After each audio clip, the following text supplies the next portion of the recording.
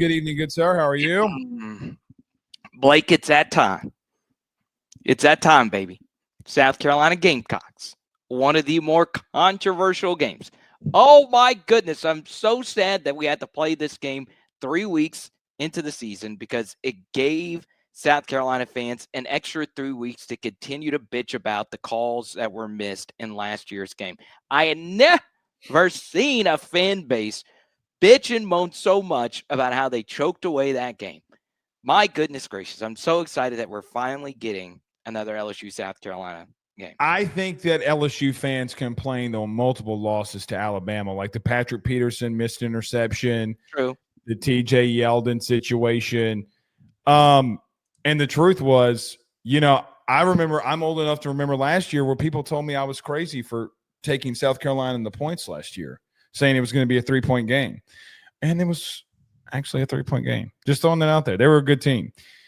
When you look at this team, when you look at this year's South Carolina and versus LSU and all the craziness that's been happening in the last 2 weeks, what do you see? Yeah, so the first thing is Kentucky was able to get some outside zone runs at a pistol off versus South Carolina. You're not Kentucky. That's the saddest statement in the history of AYS. It's true. But it does give you some hope that was something that indeed happened. But, LSU offensively, they've had 2 weeks to try and figure something out. And then, look, this was at our mutual friend Preston Guy on, and it hit me like a ton of bricks. I remember the last time, and obviously the last real time South Carolina came to Tiger Stadium was 2012. Of course, they had the rescheduled Leonard game. Fournette. Right. But you go all the way back to 2012 where it was Josh Jurasic on a couple days' notice shutting down Jadeveon Clowney head-to-head. I think the biggest fear for LSU fans offensively with the hurt quarterback or a struggling quarterback is, can the offensive tackles rise to the occasion against the great South Carolina pass rushers that they have? Now, of course, they lost 5, but they're still really good there with 6 and Stewart and the rest of that unit. Can this offensive line rise to the occasion like Josh Jurasic did?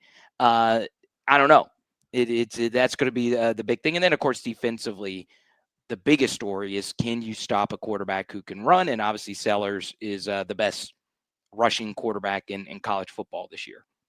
He's if we just going to keep it a buck, he's also been damn good from the pocket too, because they've not let him run. Yeah. Because after the concussion, he hasn't run, and then he goes out against Missouri and goes prime Peyton Manning on them hoes, like wearing number 16. I mean, Carter, he abused that Missouri secondary. From the pocket. And that was on the road, too. And it was on the road. And listen, you talk about Kentucky, and just to get back on the defensive side of things, they generated 5 turnovers in a quarter. I mean, it is strange. South Carolina defense is good, brother. Sorry, it's good.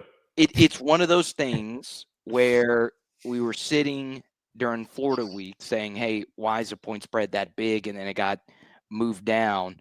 LSU, South Carolina, 9.5. Things happening. And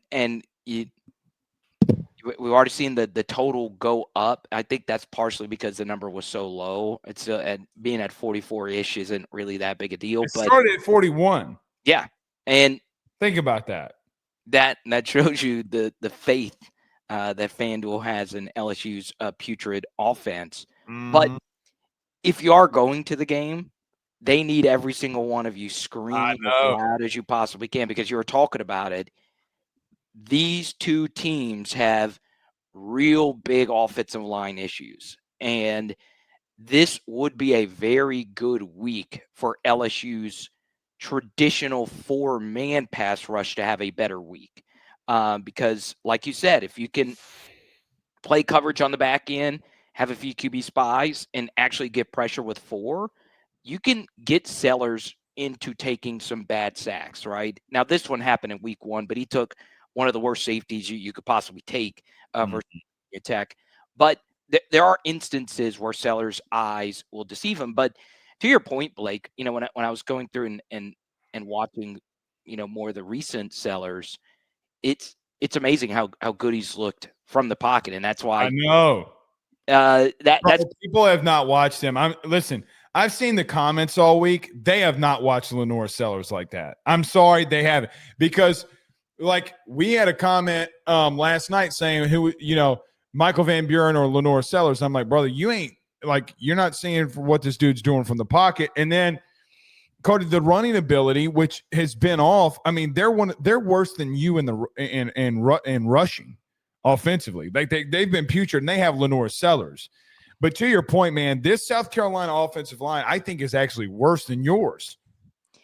I also think you have 2 offensive coordinators in this game who the fan bases hate more than anything. I thought the Joe Sloan slander was bad, but the Shula slander, holy moly, dude! They have had South Carolina fans have had zero patience. You know why? Let's hear it. They're 125th in total offense. They're 120th in rushing offense, which is dead last in the SEC. They're 86th in passing offense at 209. That's a little skewed because of Sellers going out. They're tied for 106 on third down offense, and they're 91st in the country in scoring offense. Oh, Do you want to know yours? No, yeah. No, you don't. You don't want to know what your offensive stats are, because they're 120th in rushing. You're 117th. Let me say that again. You're 117th in the country in rushing. It's a problem. We're going to have a mid-off meme. But it's worse. Well, here's the question. Did you hear Brian Kelly the other day? Not my question I asked him, but I'm talking about, did you hear him? Dude, the chat was lit. They're like, AY, yes, asking the capital J. They're going to call you Big J journalism. They're going to call you Sarah Gannum with these questions. There are 2 bets placed on FanDuel if I was going to actually show up to the press conference. They say Blake don't go to press conferences unless he's hearing stuff, like really hearing stuff. I think that rotation's going down this week. Oh, up front? No. What do you mean by rotation? Out wide. Oh, the trimming of the fat. If it doesn't, then somebody's going to get their asses reamed, because I don't think Brian Kelly was really happy about it. But did you hear Brian Kelly to the point about, now I forgot what I was going to ask you. What were we even talking about? It was I don't know. It was me interrupting your Pulitzer Prize question. Can one man in Carius Kern help you at all in a run game? Do you run behind the big fella? Because if he does start at left guard and Brian Kelly says, well, we're getting Weston Davis back, so we might put Carius Kern at guard because of the Paul Mabinga injury. It's been screaming it from the rafters. Put the big fella there. He might not know what to do, but tell him what to do. Yeah, I mean, give him a wristband. Give him a wristband. Yeah, so I had the good fortune of calling a high school game of where he played. So I talked to a few of the Marion, which is where he played, fans, and they're like, dude, this dude, like the legendary stuff that you would just run right behind him. Our own, the coach that I interview every week, he was like, dude, he was knocking our guys onto the track. So he is a really special body mover. And one thing that is an extra benefit, if he is indeed to play left guard, is that South Carolina's defensive tackles went through an overhaul, if you will. They were arguably the best defensive tackle room in the SEC last year. They were definitely the most underrated. You can get some movement on best name defensive line last year too. Tonka, Hemingway, baby. Tonka. dude. I A lot of their struggles, though, comes against two really good rushing attacks, though. Kentucky actually has run the ball pretty damn well. Louisiana native Kendrick Laws made a few plays. Yeah, they've run the ball really well. And then you got Ahmad Hardy, who we should have gotten in the portal. Ahmad Hardy ran all over him. Yeah, but he's the leading rusher in the country. Of course he did.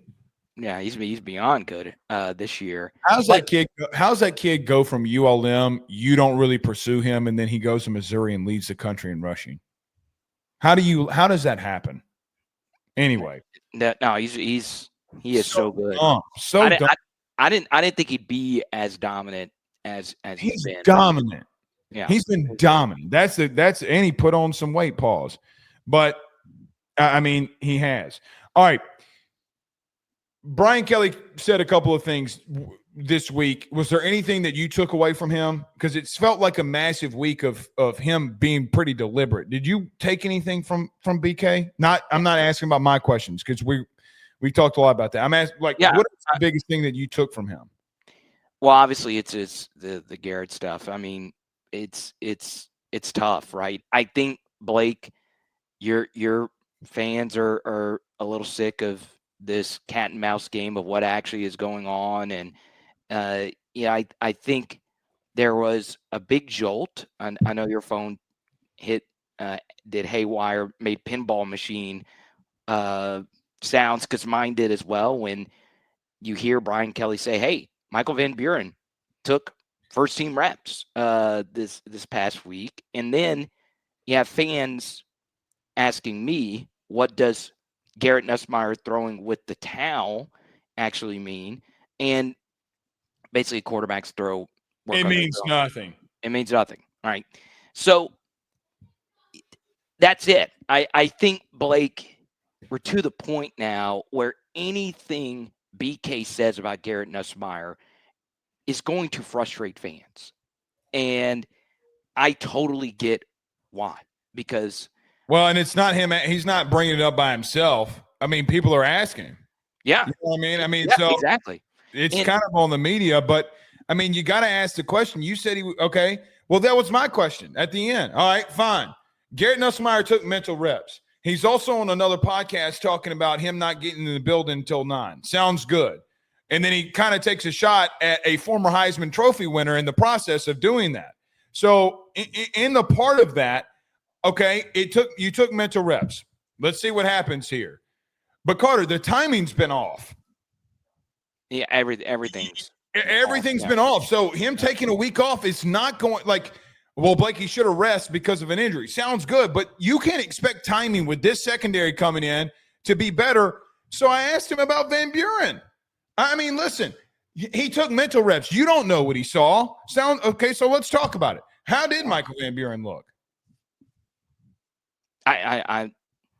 It's a good question. How it took me to get off my ass to go in there and for somebody to ask how Michael Van Buren looked kind of pissed me off. All right, go on. Let's hear it. Well, I'm just saying, hey, man, everybody wants to talk about Garrett and Garrett, the injury, Garrett this, Garrett the offense this. Well, fine. You had a quarterback because of an injury take first-team reps all week. Now, he's not taking first-team reps right now. No. Okay. But how did he look? And BK's answer was, he actually finally took command of the offense. Yeah, because he knew he was about to start. And basically what BK took a shot at the whole situation without telling anybody, without blatantly saying it. He didn't say, we're going to pull Garrett. He finally took command of the offense. Carter, he wouldn't have said it like that if he wasn't trying to point at something. All right, let's do percentage chance Garrett Nussmeier starts Saturday. 100%. That's about, I would say probably. Okay, let's just go 99% because he's still technically hurt. Yeah, I'm about 95%. So the question is, if Garrett plays as poorly as he did versus Ole Miss, in particular, if you also see the limitations of Garrett when it comes to the throwing motions, because the thing is, the Mr. Chris Hilton was a problem on so many different fronts that people could just see that Garrett was just umphing that ball. Does Brian Kelly have enough to go to Michael Van Buren at halftime? I don't know. And that's tough. It's a lot more difficult than one would think. But I do think Brian Kelly needs to make that move. Hey, Ben. Hey, Ben. He can't hear you. I He's howling like a wolf. Oh. He's going, it's Halloween. Oh. What's Ben dressing up as? Do we have that? It's a Fortnite character. I don't know who it is. I don't know who it is. What I do know is that every episode with me and you is brought to you by our good friends over at FanDuel. Go over, get the app. Use the app. Discretionary income. Go place those bets. Have any thoughts, questions, and concerns? Go over to FanDuel.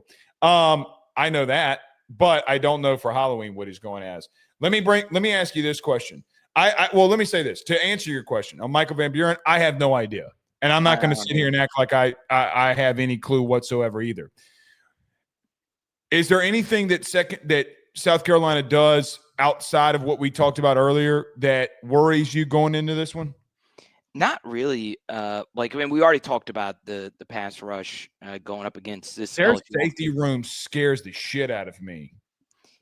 Yeah, they've done a really good job of solving the Nick Imrenwarer. I can't pronounce his last name. Nick Imrenwarer. Yep. Yeah, they've done a good job of solving the big hole he left in that room, because he was really good. Field goal was killing people, literally. Yeah, I mean, he was one of his big coming out parties games was against us. So yeah, I mean, I give Clayton White a lot of credit. This was a defensive coordinator that took a lot of heat early in his tenure, and then he's a good SEC defensive coordinator. So you need to be ready for that. He has an extra week to prepare for an offense that's been very static. And the thing is, you have to lean on your defense in this game. I understand the Sellers storyline is going to be big, but you have to trust that the LSU defense is going to rise to the occasion. Then, of course, Tiger Stadium. This is going to be so big. I mean, yeah, Shane Beamer's comment. You saw that today? Yes, and honestly, there's a lot of truth to that. One of my bigger for people who didn't see it, what Shane Beamer said was today that how do you prepare and practice for 100,000 drunk Louisianians? And what have we seen? SEC home field advantage has been big this year. Holy moly! Actually, it's been massive for everybody besides Penn State and Georgia for two of those games. Yes. Every other SEC Big Ten home game, pretty much teams are winning. And that's why I went pretty heavy on Florida outright versus Texas winning that game. And it's part of it, man, dude. These home environments have been special this year. And if you are going to the game, you do matter. You matter in a big way, because that Florida team looked completely different. Now, getting 6, a true freshman, Dallas Wilson, yeah, he's special. But, outside of that, I mean, they just look like a completely different team after the bye. So hopefully we see the same thing from LSU. You do get Caden Durham back. And Blake, it was coming out party last year with South Carolina. And one extra thing is that Caden Durham has heard the chirping. He's taken some criticism. This is the first time in his LSU career that people are wondering, hey, are you even the RB1? So you have 2 weeks of rest. And now no. He'll be on 3 weeks rest, because he didn't practice or play versus Ole Miss. He had the bye week, and then he's got this week where I heard that he's going, but he's still limited. Like, they're not giving him a lot of touches. So he's got more fresh legs than anybody. So now let's see it. I think LSU is going to go into this game saying, look, we've seen some teams be able to have some success getting some runs off versus South Carolina, that also could get the football out of Garrett Nussmeier's hands, and we can get play action going. This needs to be a big Caden game if he is indeed healthy. Brian Kelly said what he said at the press conference. Caden has been dealing with nagging injuries these first couple of seasons anyway. But he's a competitive, tough son of a gun, and hopefully he goes out there and puts up a big game.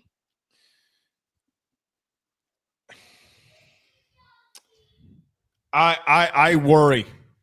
I worry here a lot. Like, I know they're coming in here, and I have a lot of faith in us to win it. I'm pretty worried. You should be.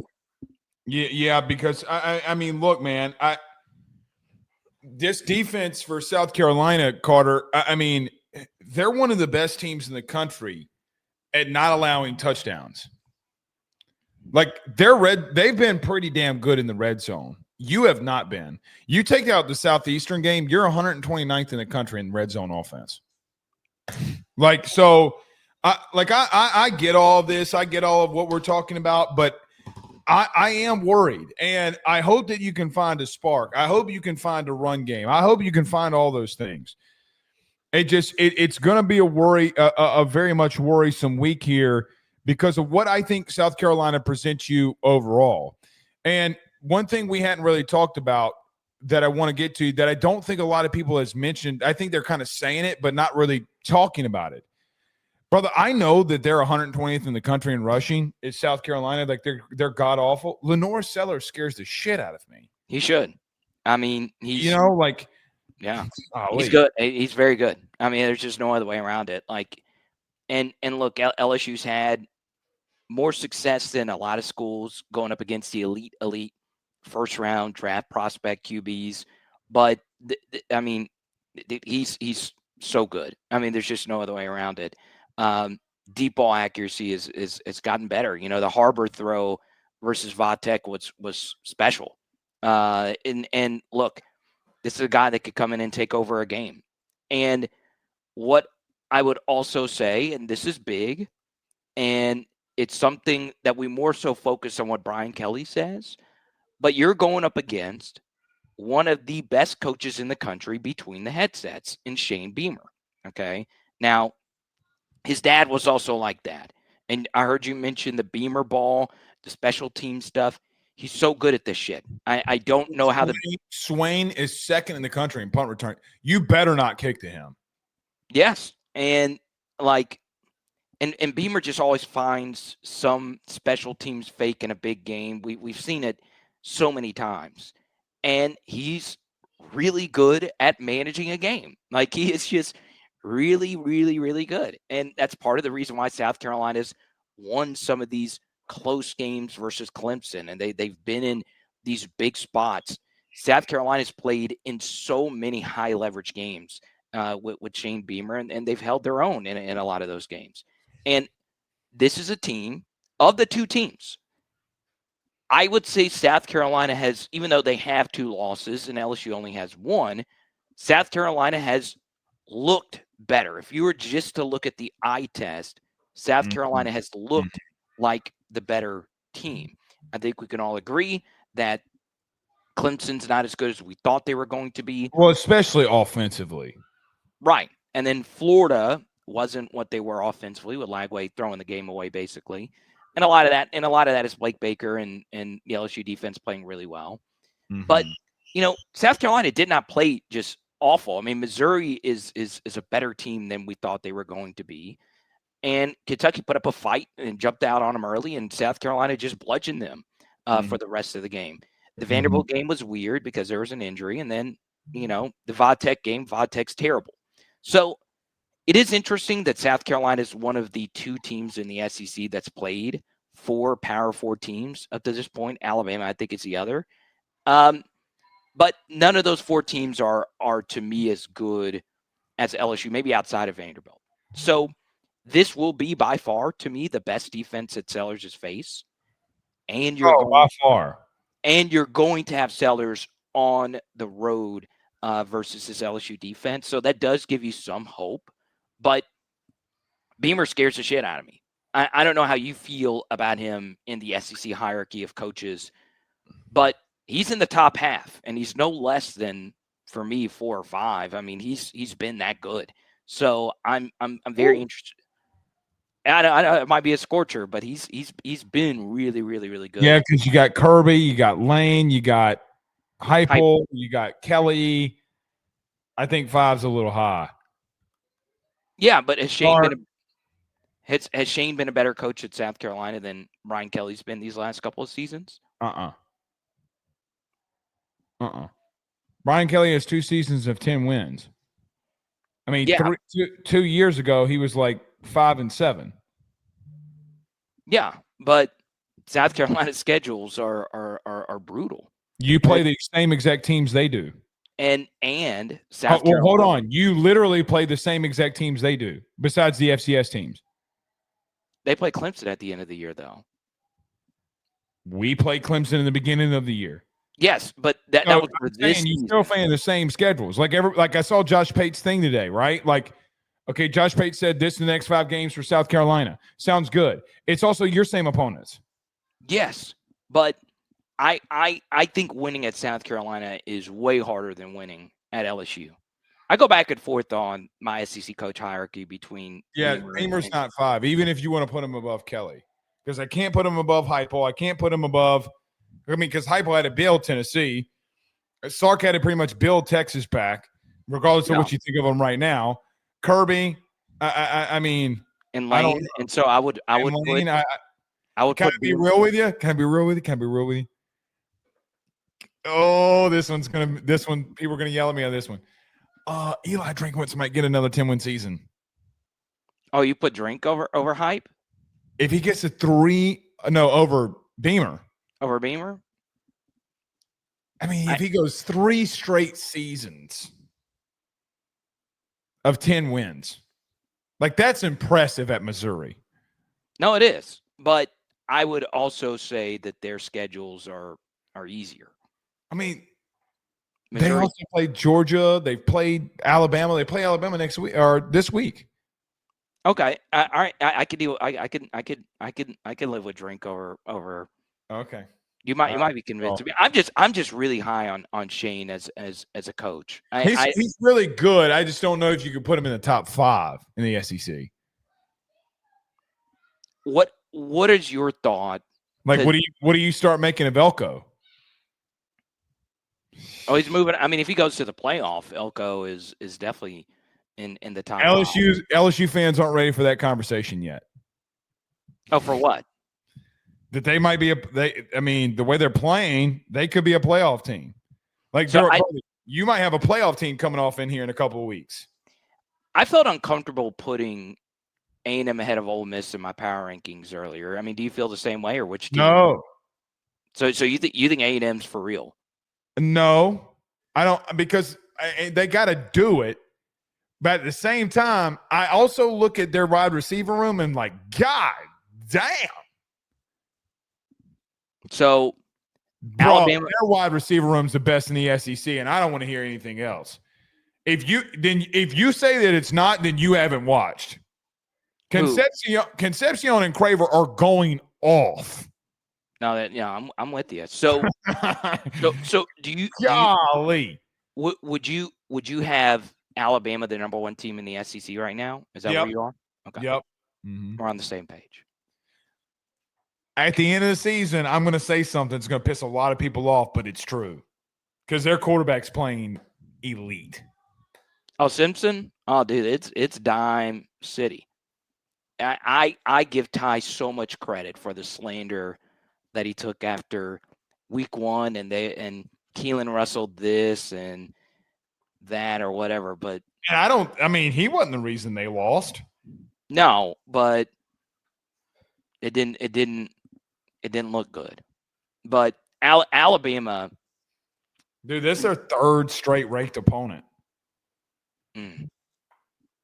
If they go 3-0 in this, you got to start having a conversation. Who do they have after Missouri? You have the schedule right there? It gets even tougher. They have Tennessee at home, and then they're on the road at South Carolina. So they're going to play 4 straight ranked opponents. 5, because because if South Carolina beats LSU, they'll be ranked. If South Carolina beats LSU and Oklahoma, they have the chance to be ranked. But yes, you are correct. 4 straight ranked opponents. People are going to start putting them at top 2, top 3. And here's the reason why I brought up Alabama is it is amazing how important the offensive coordinator is to your thing. No shit. And it's a little bit unique because for those that don't know, DeBoer and Grubb were together for 12 consecutive years. And last year was the first year that they weren't together and they didn't have the right quarterback to run the system, which I called out before the season, but Alabama fans didn't circle back. They didn't circle back. They're like, oh, they never will.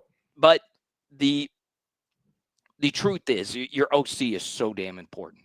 Okay. And like, even with DeBoer, who's an offensive juggernaut of a mind, this offense looks very different. And it's not just the Caden Proctor carries and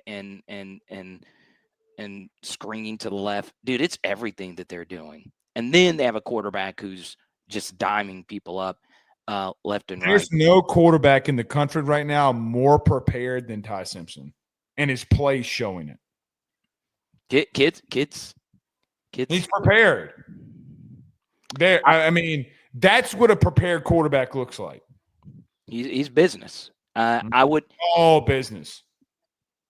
Boy, I would lean towards Alabama being in the college football playoff. So my Alabama hype was warranted. I did smash the over on their win total at 9.5. So I don't have a whole lot of wiggle room ready to go, but I see the vision now. All right, one thing before we get you out of here. This is the only thing we're going to talk about. Carter Blake from P. Scott, a $5 super chat. Man, can the offense be good? Sage Ryan got us.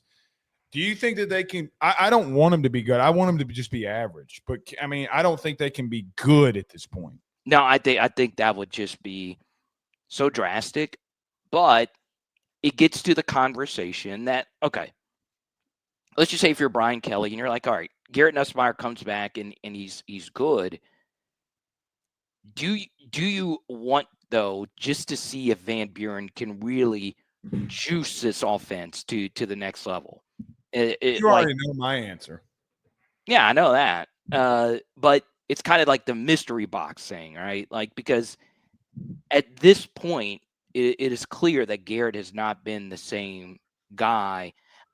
We've seen, and I feared this, but Mason Taylor was so big on 3rd and 4th downs and so many things we did offensively, especially with the quarterback like Garrett, who doesn't hit those vertical shots. You know, those Mason conversions were big, huge. Ask Ole Miss. Yes. That's what Mason won us the game, basically. Converting 4th downs against NFL corners. I mean, it was that special. Next week, it took us 3 quarters to throw him the football. And he think about that. And now you have to wonder if it's going to take. You're seeing what the mystery box quarterback can do, but I'm still Jade. Garrett's got to start just hitting all the stuff underneath. Make the easy throw. So what? It's 7 yards. So what? And then one extra thing that I would do, and this will be the second straight week. If let's just say Joe Sloan called me and said, "Hey Carter, what would be your simplest way to fix this offense? Take all the checks and shit out. Just go fast. See if that works. Okay. See if tempo is what you need to get you going. Which obviously takes away one of Garrett's strengths, which is checking into different plays. Do we know that that's a strength? It was in some cases versus Clemson, but it's not been recently. No. Well, okay. And especially in the 4th down. You can't say take it away from him, and then if that's his biggest strength, because I don't think it's his biggest strength at all. No, I don't think so either. I think you just run. I don't think it is. It's one of his strengths, right? It's one thing that NFL evaluators slob over, if you will. But it's it's one of those things where you need him to just run the play. And I would heavily consider just seeing if tempo is something that can get you going.